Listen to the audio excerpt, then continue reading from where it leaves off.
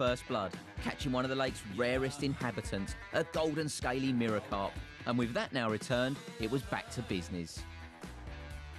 Right, I'm just getting the rigs all ready to go back out. The thing with carp fishing, you've got to do what you feel most confident in. So after having that bite last night on a bottom bait tipped with an orange flavoured pop-up, I've actually switched 3 of the rods over to that. I now know the carp have got a taste for that specific setup. I am keeping 1 rod, as you can see here, on a pair of tiger nuts, because I know the locals use them a hell of a lot and they're definitely used to seeing them.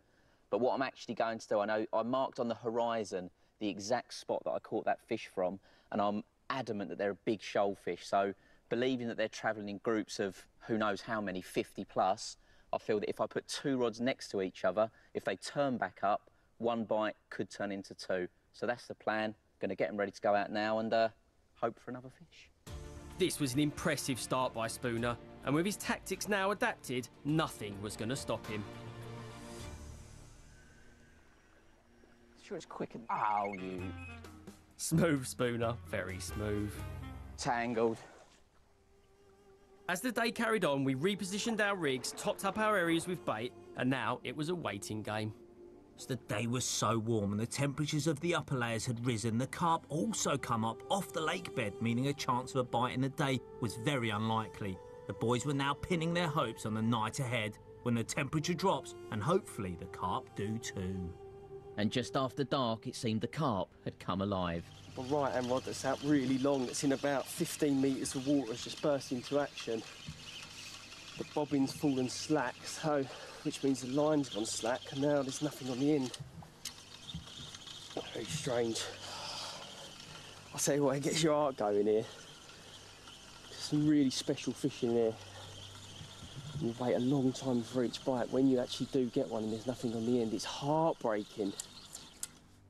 After that aborted take, no more action was seen through the night, and as the following day broke, we were confronted with a very different type of weather. It was misty, cold and grey, just like our current mood. It's a little bit frustrating this morning, but let's look on the positive side. The weather's changed, which is exactly what we want. The locals said we want a little bit of wind pushing into our face and some overcast conditions, which is exactly what we've got. The fish are in the area, so you never know, we might get one today. Unfortunately, the weather had other ideas.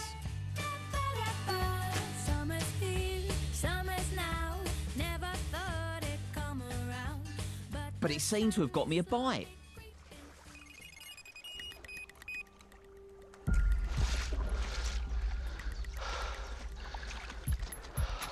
What happened there? You look like you was reeling for... Yeah, it reeled, felt like nothing. I don't know if I've...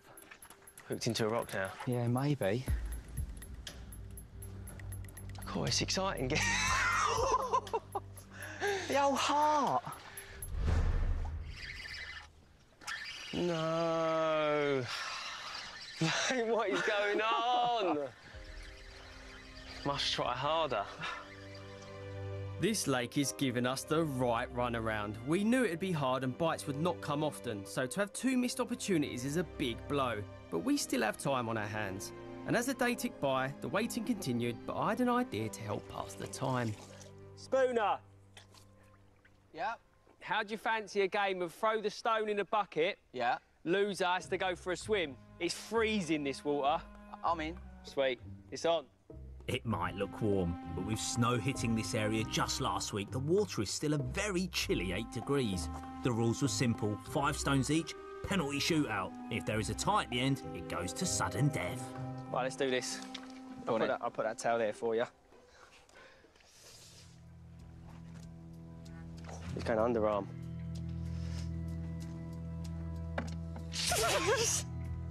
Oh no, he's missed his second.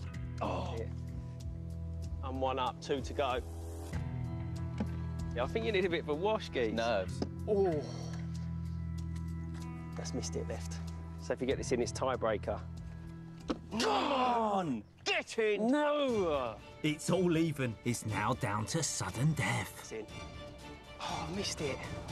That's it. No! Ah! Yes! Why did I do No, honestly, it was a great game. Good idea, mate. You go on, hang on. It's your towel. Don't forget your towel, mate.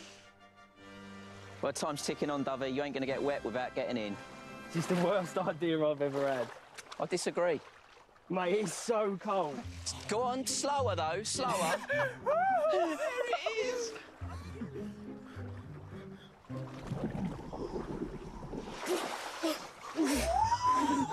Oh my God, that is so cold. Oh, do you know, sometimes you just got to appreciate how good life is. That was not the outcome I wanted, but it definitely killed some time. We were approaching halfway through the week, and with only one carp caught and bites a rarity, we were starting to feel the pressure. So we had to start looking at new tactics and approaches.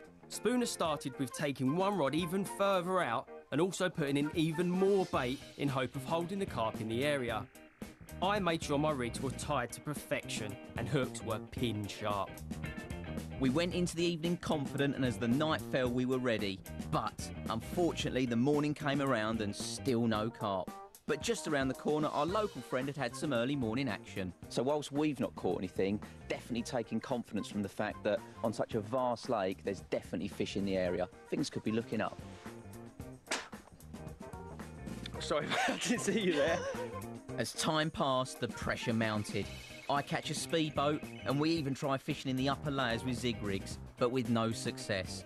It was back to waiting, and as we approached our fourth evening, time was running out, and the thought of not catching any more fish would be a disaster. But I had an idea, a backup plan. Locals had told us of a stretch of river that holds some incredible carp, and if there's no success tonight, then a new venue may save our trip. As feared, it was another quiet night. No signs of carp, not even a bleep.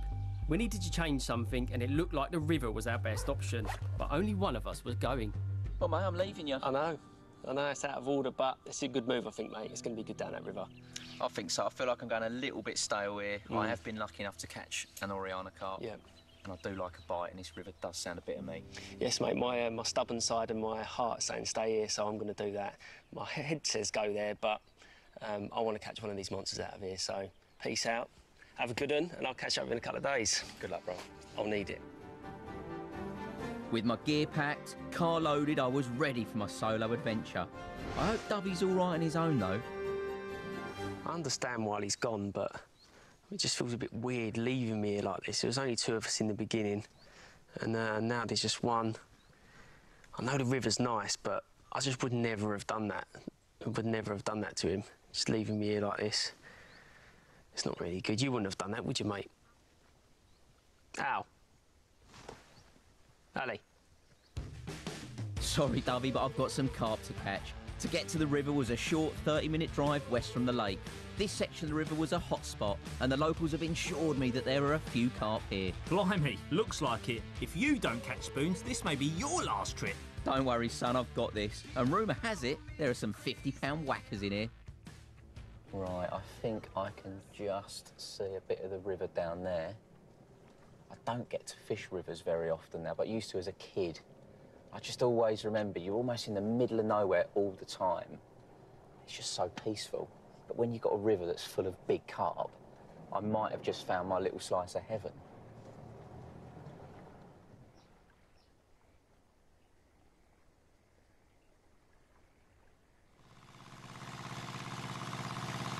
What on earth is that?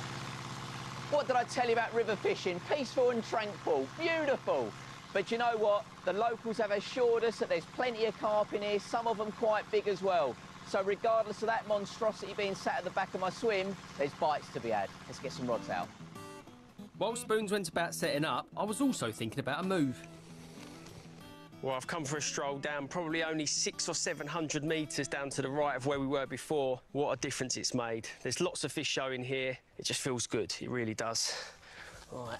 That's me sorted then. I wonder how Spoons is getting on.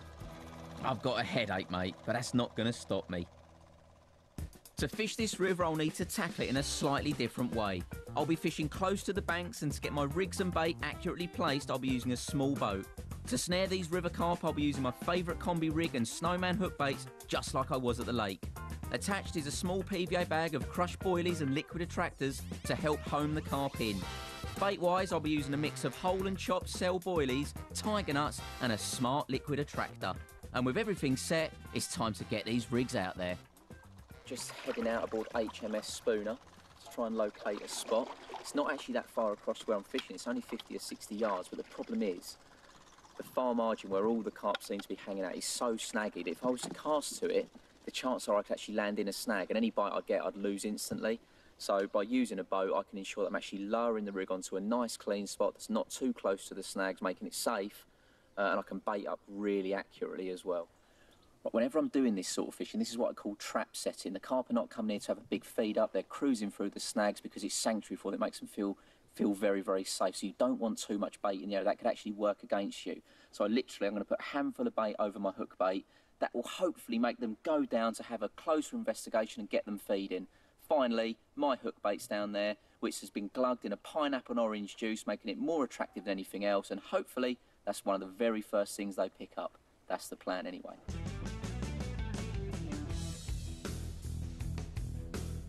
We were now off. Dovey was in his new swim and also setting up. I then rode my second rod further left up the far bank, while Dovey was having a problem with his bank sticks. I can't actually get my sticks in. That's rod number 3 out. And while Dovey kept on struggling, I put out my final rod on my left-hand margin. That's it, I'm set, ready to rock and roll. How are you getting on, Dovey? Well, that pump has finally turned off, which at least means I should be able to get some sleep tonight. Hopefully, though, the carp have got other ideas. I was now finally set. My rods were out, and hopefully this change of spot will get me a bite. But it was me who was woken up just after dark. Oh, well, the first bite finally happened. I thought it was going to come quicker, but